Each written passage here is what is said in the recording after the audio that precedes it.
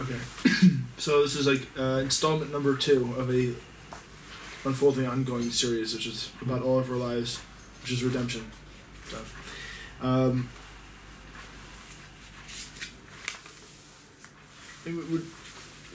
think I mentioned last time that I decided to take this route because it's a little, the Maharal is structured in everything he does, and it's a precursor to Hasidus and all the sorts of different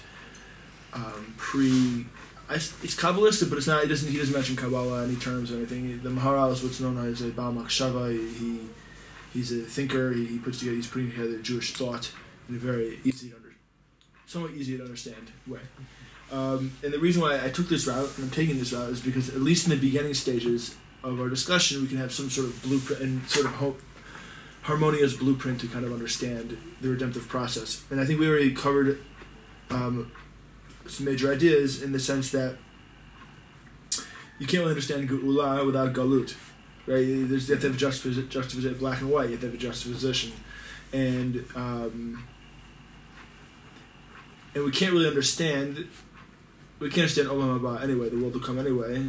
Is on an individual level without understanding the fact that we're not in it and we're down here. So like this idea that we're longing for a holistic, harmonious connection to Kodesh Baruch Hu, but we can't really have it here is because we're not really in a situation where we can experience that. So it's the same idea in a national or global exile versus redemption. So it's the same sort of concept happening. It works with the individual as it does with a kind of a cosmic setting or a global setting. It's all intertwined, as we've discussed many times before with different books, right? Or the Nachman or Rav Kook. It really doesn't matter, right? It's the same. In many ways, it's the same idea. And the idea of the exiles is to kind of create a breaking point in the frequency that we are supposed to be interacting with. That's why this last stage we're in is very damaging to us, because we're just hit constantly and bombarded constantly with things that we just don't need to be bombarded with, but we are. And that's that emptiness we talked about at the end of last class. We talked about this, Esau's whole goal is to create emptiness, because then we forget what we're supposed to be doing here. And we know that Rabbi Nachman says that forgetfulness, or spiritual forgetfulness, is very bad. You're always supposed to have memory and zikaron of what you're supposed to be doing. You are supposed to forget the bad things, though. You're supposed to remember them. But that's a physical forgetting. A spiritual forgetting is one which is not good, because we lose track or lose sight of the whole purpose of creation. So that's galut. Galut, exile, is, Rabbi Nachman teaches, shchicha, forgetting. Geula is zikaron, when I can remember what we're supposed to be doing here. So the 4 exiles, their whole goal, culminating in our current exile, is to create a level of forgetfulness of what we're supposed to be doing. And we've been in it for so long, we kind of very hard. Even if we think we want to get out of it, it's not really easy to know how and what we're really going towards. So are there practical, active ways that we can work towards remembrance? I think Eretz Yisrael is a part of that. I think Eretz Yisrael is a part of that. I think that's really, when we say that, when the Turner Rav, which is a disciple of Nassim of Breslov, who's the main student of Rabbi Nachman, the Turner Rav took these different books, and one of them is called Zimrat Arts, and he took all of the Rabbi Nachman's teachings in Likutei Moharan, and he applied them to the land of Israel. Because he says Rabbi Nachman's teachings came from the land of Israel, because Rabbi Nachman hints at that when he came here he got a new set of teachings and he brought them back out. So Turner Rav says that's the case, that each one must have to do with an aspect of Eretz Yisrael. And he makes it very clear that Jerusalem is the city of Das, the city of Dat, consciousness, right? Knowledge or consciousness. And that, which means that, in a sense, that's the zikaron, that's the memory that we're supposed to have by coming to Eretz Yisrael and really being involved in Eretz Yisrael in a very active way. We can trigger and connect to the way out of the situation. And this, being very general, but I think that's a good first step. The idea of trying to remember when you get up in the morning, really trying to remember what we're supposed to be doing is another one. I think that's actively trying to be in a state of being with Kodesh Baruch Hu, with Hashem, is one which is seemingly the right, another action one could take. Hibodidut, speaking to God is in a very simple language. I know I said a lot, but it's, it seems to be one of the more important things. These are just different actions one can take. So it just struck me, we're commanded to remember Shabbat and to keep Shabbat, Mm-hmm. and we were just trying to figure out what's the difference. How do we do the remember part? Okay.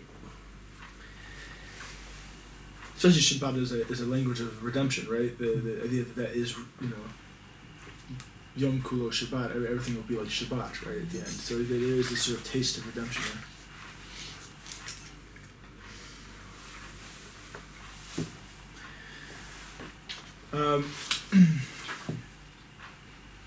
And Maral brings in the Benny we discussed 2 weeks ago, the idea of the four kingdoms. Mm-hmm. And I'm not going to go repeat it verbatim, but he said in the language of creation, because he wants to bring a point in here, and this point is a very important point, that the creation by the nature of being created is already lacking something. Right? It's lacking the oneness of the Creator, because therefore it's created. So inbuilt into that creation is the four elements, which is what makes up the creation, the four base elements, and therefore those four elements are, let's say, corruptions in the system, so to speak, or they start off as corruptions in the system. If you use a computer program, there's a corruption in the program right off the bat because there's a creation. And this comes down to this idea of this Kabbalistic, the idea, but we see this in the creation story itself, where the world starts off in the world of Tohu, in this world of chaos, which is not necessarily a horrible thing, but the world can't contain itself, and then it shatters. The vessels shatter, and that's the idea that in Chassidus we talk about finding the sparks of holiness and everything, and raising them back up. What is that about? This is the Olam de Tikkun. This is the world of rectification, where we're supposed to be fixing the world, and by fixing the world, it gets it prepared for the world as it should be. There's this ideal state that's embedded in the reality, which is broken, and that broken state needs to be now uplifted to the original ideal state. But we have to do that. That's our job, right? Mm-hmm. So in the fact that the world was created with four elements, the very fact of that creation means that there has to be a lacking, or chisaron, a lacking in the creation, which means that lends itself to the four kingdoms themselves, the four exiles themselves, because that's the lacking. The lacking becomes expressed by these four exiles.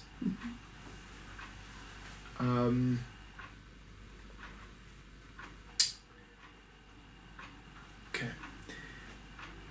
So what are they? We know they're Bavel. That's the Bavel, Persia, Greece, and Rome. Right. It doesn't mention Rome as a name. It mentions the Rasha, or the thing which goes on forever, seemingly. Because we have there's this midrash that says there's the four kingdoms are also with the four angels are going up and down the ladder, and Jacob's dream is a very famous midrash, and the one that's the fourth one, which is Rome, never seems to come back down. The Kodesh Baruch Hu is, don't worry about it, I'm going to knock it down myself. And see, when Mashiach is doing that to knock it down, Mashiach comes after the knocking down. And this is we'll get to it later on, the famous story of the statue, the Daniel statue, and what knocks it down. This stone comes out and knocks the statue down. That's the fifth kingdom, that's the kingdom of Mashiach. So there is this sort of tension between whether there's Mashiach do it or does Hashem do it, but it comes down. I mean, we're not going to have Geula until it comes down, until the actual world as we understand it to be, the world that's been built up since Bavel, is knocked down. It's one giant long exile, and Rav Kook says very nicely in Orot, he says that that we've been coming out of Mitzrayim since the beginning. It hasn't ended. This has been one long continuous Yetziat to Mitzrayim, leaving Mitzrayim, and then that will continue to Geula Shema. And these exiles, what they're about, it's just one replaces the other, but like I said, they're part of this broken creation. They're part and parcel of it. And our job, dare I say, as the cosmic Mashiach, is to bring the world out of its state of lacking. Okay? This is what exile is about. A state of lacking connection to Kodesh Baruch Hu, or clear connection to Kodesh Baruch Hu, which means that's the forgetfulness, that's the shchicha, that's the the lack of zikaron here is because there's four kingdoms in control. So the exiles almost had to happen. Exiles had to happen. Had to happen to bring the rectification. Well, that's every fall has to happen. But the very fact that I fell means it was. Yeah. I was fitting to fall. On a personal level, on a national level, also because there's no. It means if I didn't fall, it means there's no lacking. By the virtue of there's falling, then there's lacking within me, and therefore I have by the fall and the coming out of the fall is the rectification of that lacking. So we discussed each one of these has a particular. Maharal's going to go into this. Each one of these has a particular power. Each one of these has a particular power. Now, Edom's power, Esau's power, the Western world's power, it's the same power, it just utilizes different levushim, they call it. It's layers. In the beginning, it was just pure Roman Empire, just destructive and destroys everything for the sake of its control, and then metamorphosized into the Catholic Church, and now it's metamorphosizing to corporations and all sorts of different things, and it just like leaves behind the other kind of broken layers that it used, but and it just keeps on going, and so but all of it's about emptiness. This last empire has no real koach, no power unto itself, other than the fact that it gobbles up everything. It creates void and emptiness wherever it goes. And that's why it's analogous into the Bereshit story of the Tehom. These are four elements in the beginning of in the Bereshit. Bereshit bara Elokim, right? And the Shemayim and the Haaretz. B'hatchala, right? V'haaretz hayta tohu. That is Babel.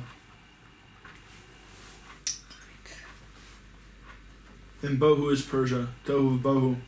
It's already right in the creation story. The second pasuk, second verse. V'choshech, that's Yavan, that's Greece. V'choshech.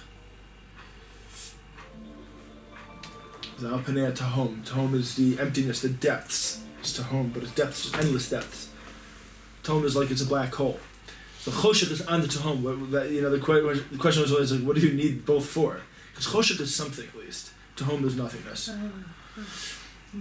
And you can imagine, you're thinking about this, it's like there's no ever end. And then how does it end? Let me see. V'ruach Elokim merachefet al panei hamayim. Like the spirit of God is floating on top of the waters.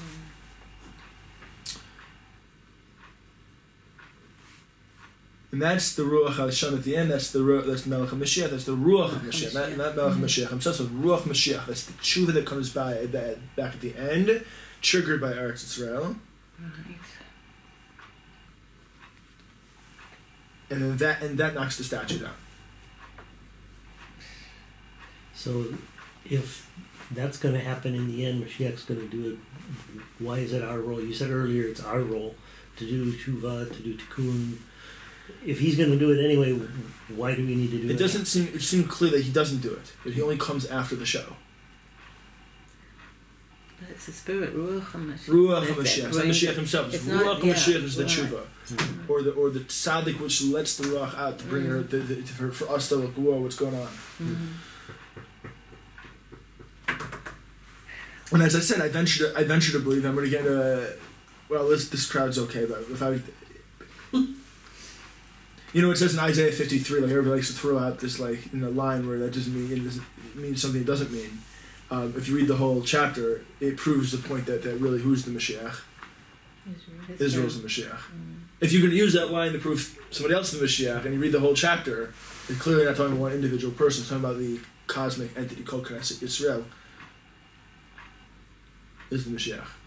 And this is a 5,780 year kind of battle of this cosmic entity.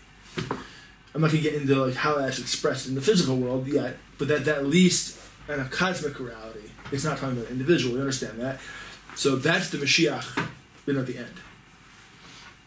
I challenge people to find me one individual where it says an individual and the word Mashiach in all of Tanakh, other than the Kohen Gadol, and other than when David Melech is saying, Shalom Melech is Mashiach, or Shmuel Navi saying he's Mashiach. Those are individuals that are in history, but nowhere in the prophecies, as far as I can tell, it's pointing to an individual necessarily.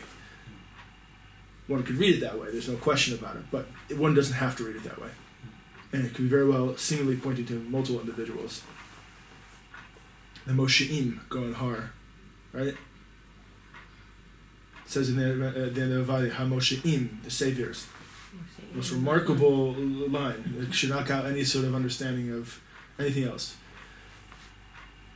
And for us as well, not just for Christians. For Jews, because this idea we're looking for an individual. The Alter Rebbe famously said, the Mashiach you're davening for might not be the Mashiach that comes. Or the Mashiach you're expecting. Expecting is not the Mashiach that's going to come.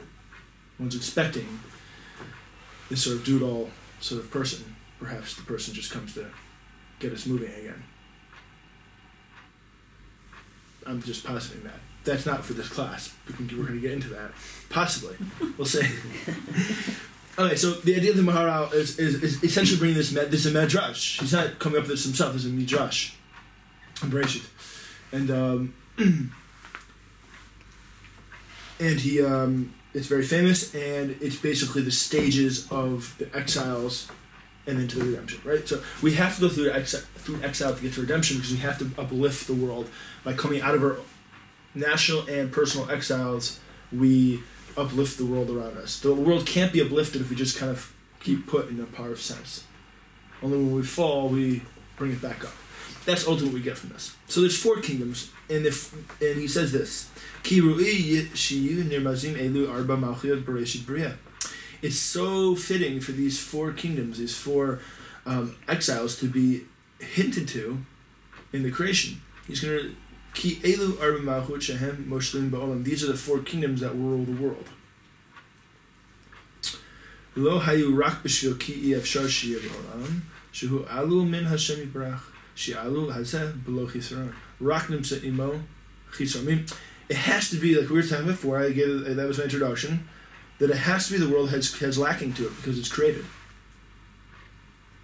It can't be like Hashem that has no lacking. This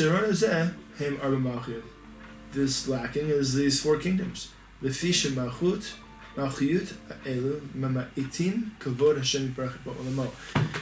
These 4 kingdoms, their purpose is to lessen the honor of Hashem in the world. So Hashem created a creation in order for him to be lessened in the world. And these 4 kingdoms are the tools, or the outcome, or the thing which actually does it. Ka'asher nivra ha'olam min Hashem yitbarach.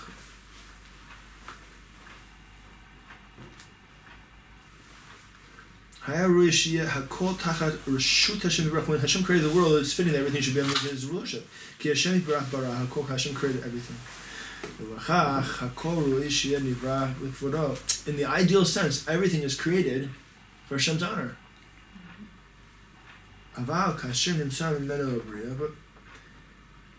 when it's found that there's this creation, it's impossible, like we said, that it would be without lacking. Meaning, we want it to be that. This, by the way, is our torment in life.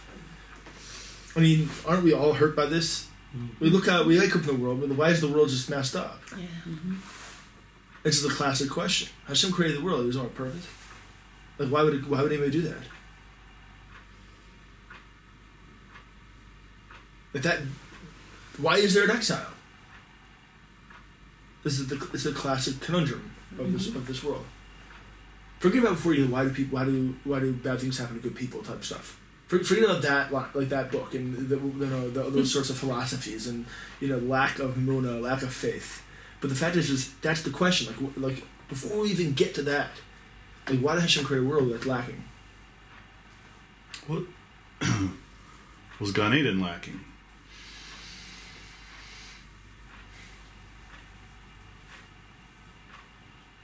Apparently. Because they had free choice. Yeah, that's it. The possibility of... The ability to choose, all it means is a chisaron, there's a lack. What's going on?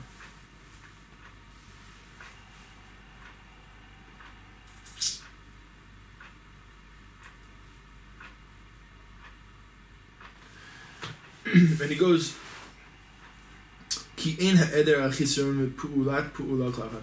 Aval ha'chisaron hu mitzad ha'chisaron olam. All these lackings are from this general lacking in the world. Shehu alu mizeh yimshach ha'chisaron shahu malchiyah moshlim ba'olam v'hem yotzi'im min ha'chavod Hashem barach. Fine. That's the general thesis. The lacking of the world has produced these kingdoms, which then come and rule the world, and their whole purpose is to restrict or hold back the honor of Hashem. We discussed 2 weeks ago how basically Rome and how they took on early Christianity onto itself, used it to break apart the mitzvot from avodat Hashem, the serving of Hashem. The need, salvation became different than the mitzvot, and the mitzvot. And I think we all know it. The mitzvot are there to reveal the honor of Hashem, right? That's me being in partnership with creation and bringing and filling up the lacking.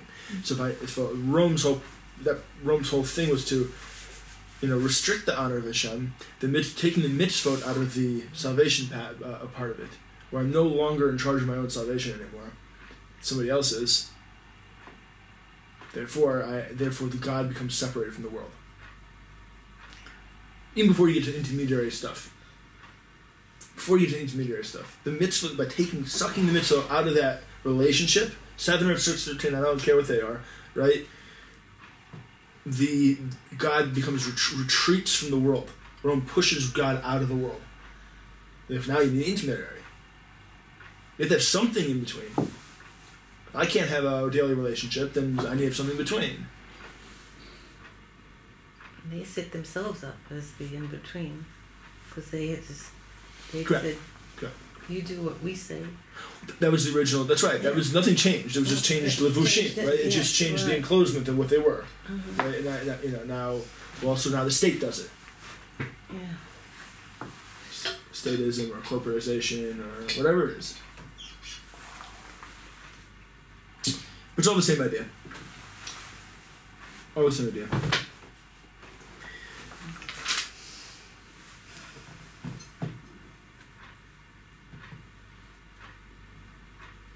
And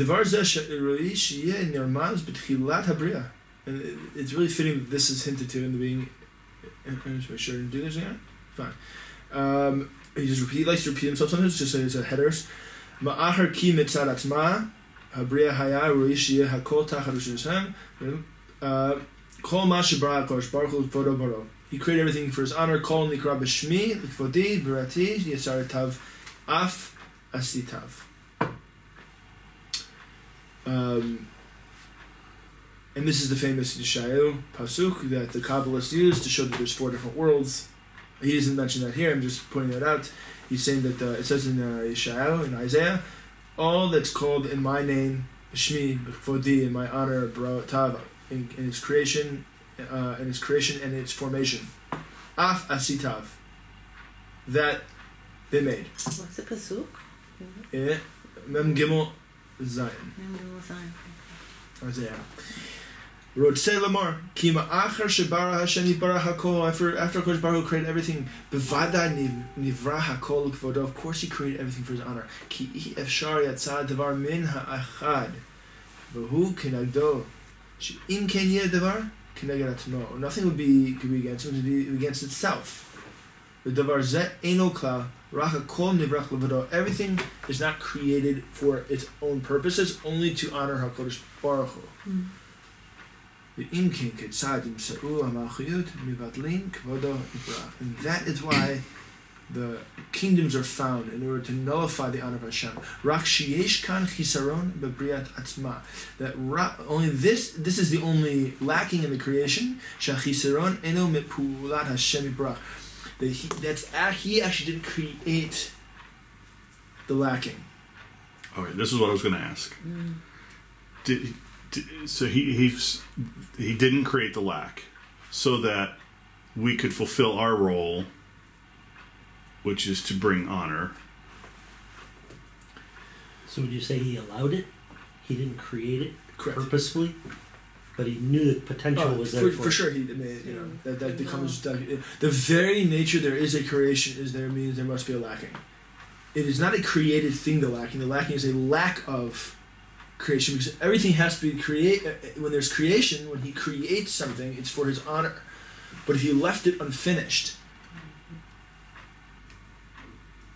on purpose, that way we could fulfill it. If Adam Rishon had chosen correctly, we talked about this many times, if he had chosen correctly, he would have filled the lacking up. We would be sitting here right now. Mm-hmm. Now, I think we talked last year, this time we talked about the idea that he did it on purpose. Because, you know, he wants to be like God. He also wants to have a shot at something. Because how would he not know that he was supposed to fill the lacking up? Of course he did. He's Adam Rishon. He's hot-wired into creation. And that's a whole other discussion. But that's why would he done that? Because that's how you like God. But I also can create a situation where there's lacking. Well, I'm like God. Like, I need to come back. Like, this whole thing is all just the creator at the end of the day. There's a dream space of the creator, so to speak. Right, that's the famous line that Rav Nassim says in many places in the Chutei Halachot. It's a very simplistic way of putting it, but it makes it so exact that Hashem is the place of the world, not the world is the place of Hashem.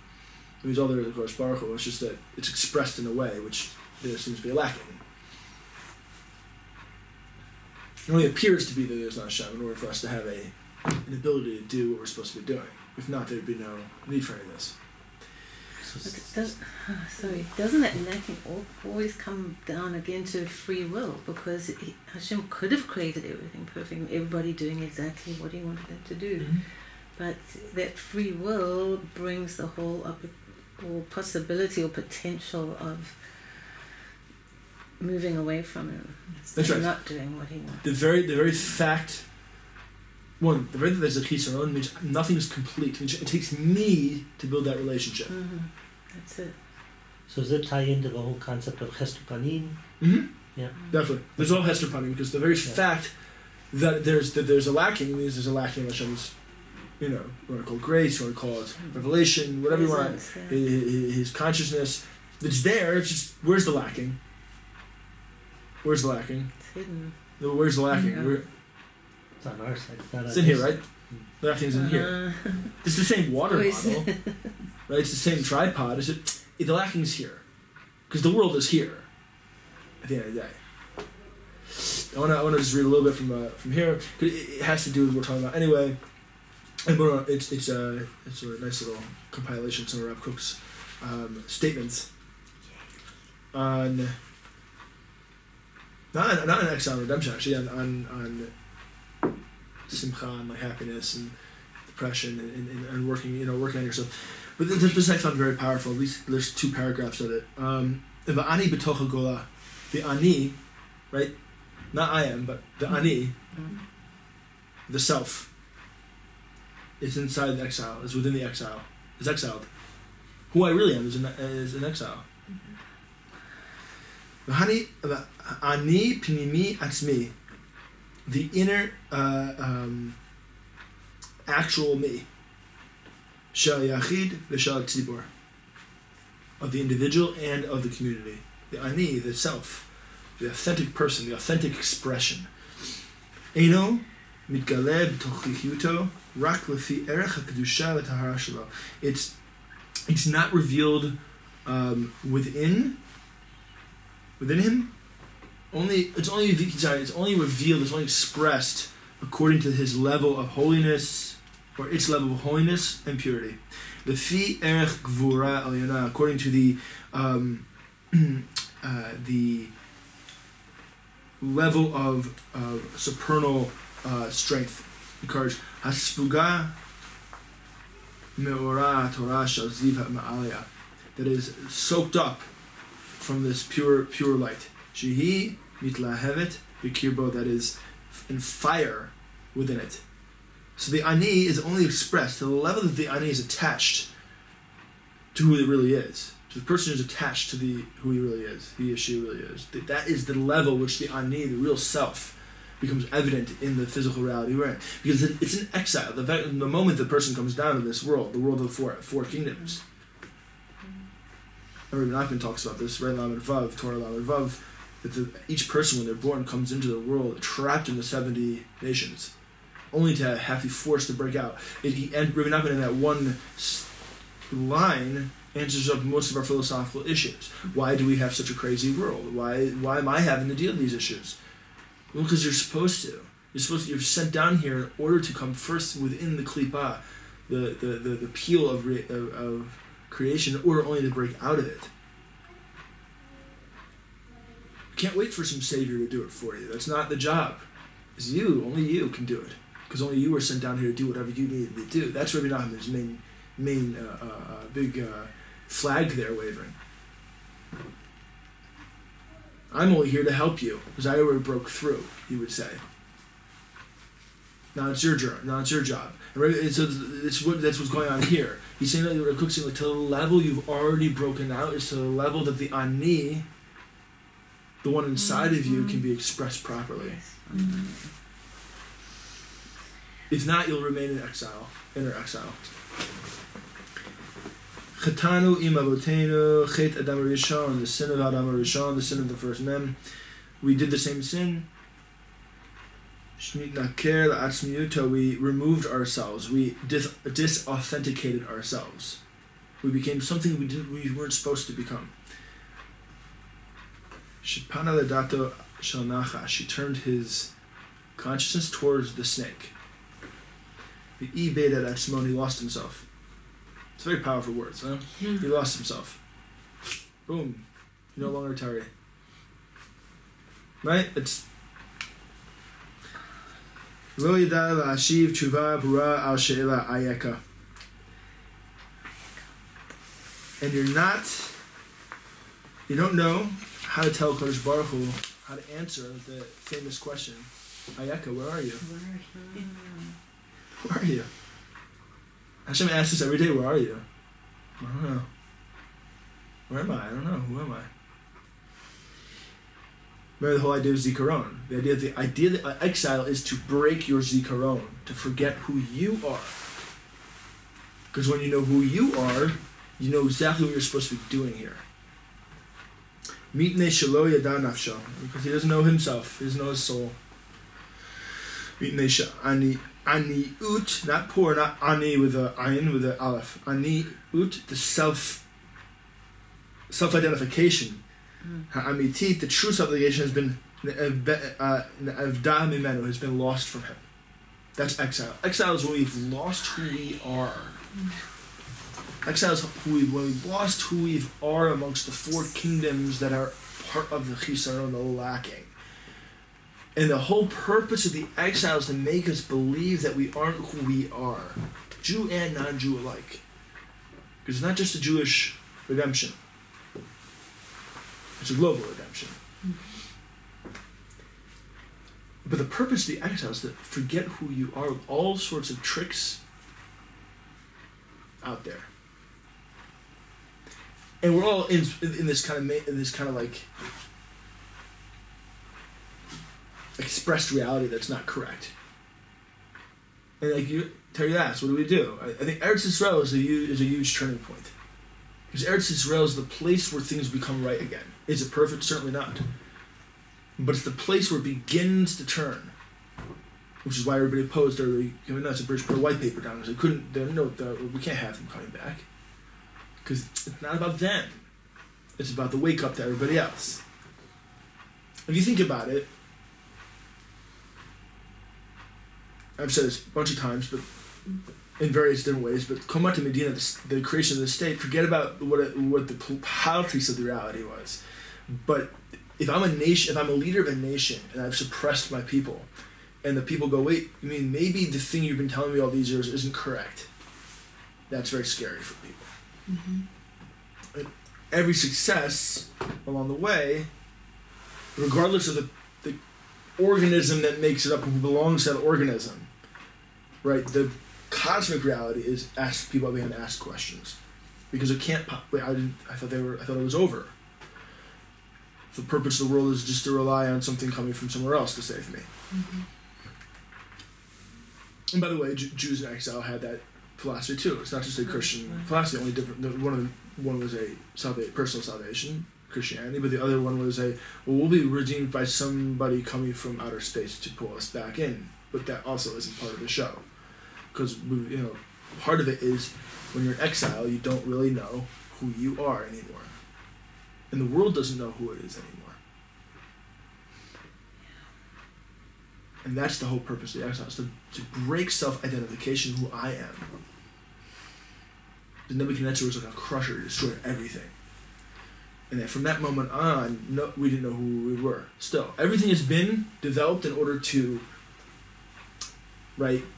deal with everything we've been dealing with since that time. Even when we came back in the Second Temple period, we did lots of different stuff because we had to deal with Greece and deal with Rome. We never actually built what we were supposed to build.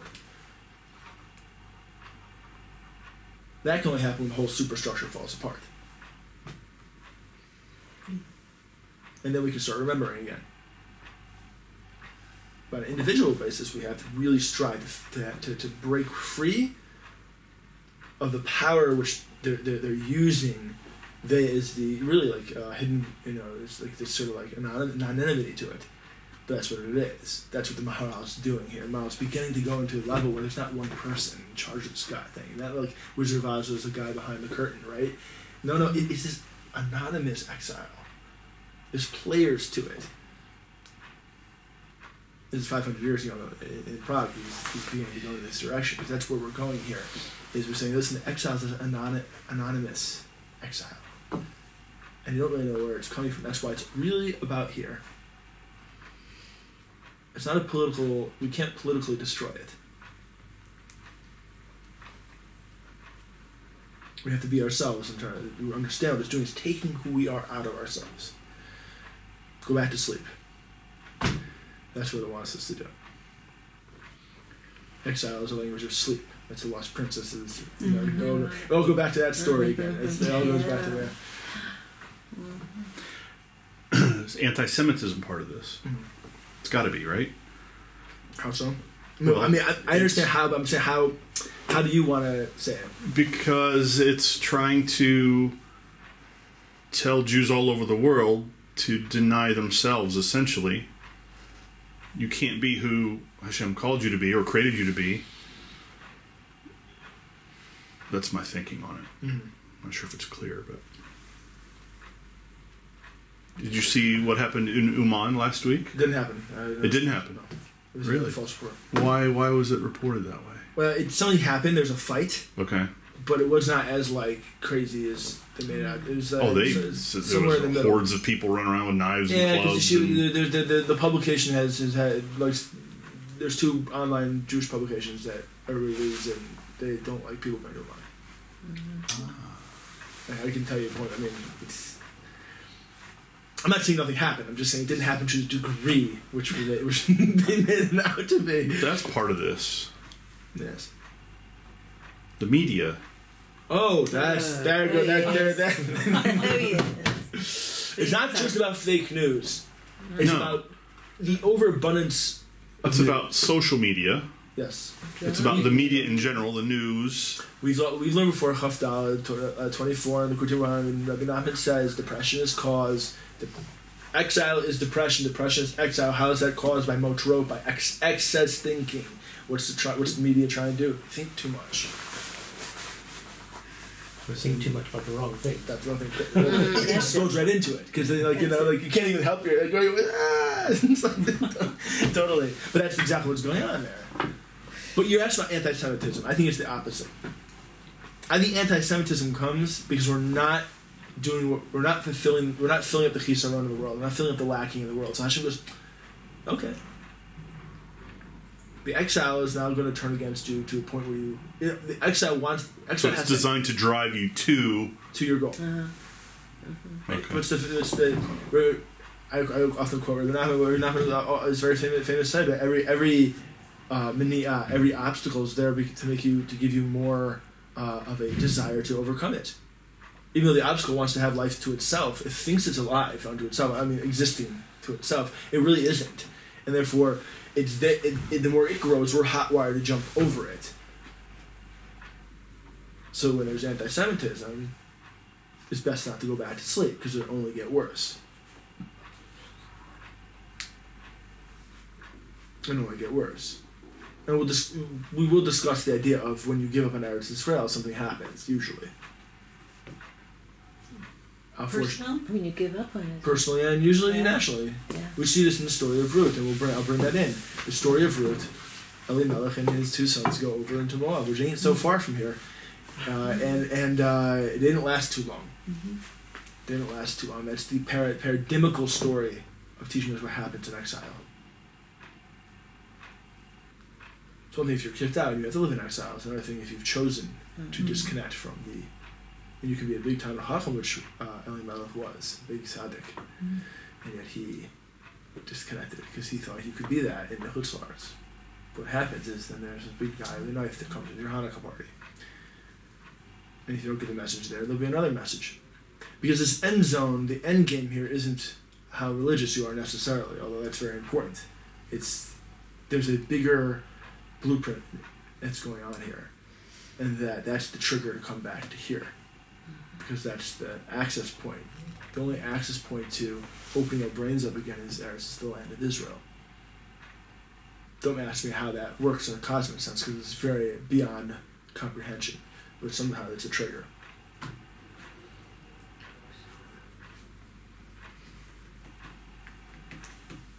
I think that's we've reached our time together. Oh.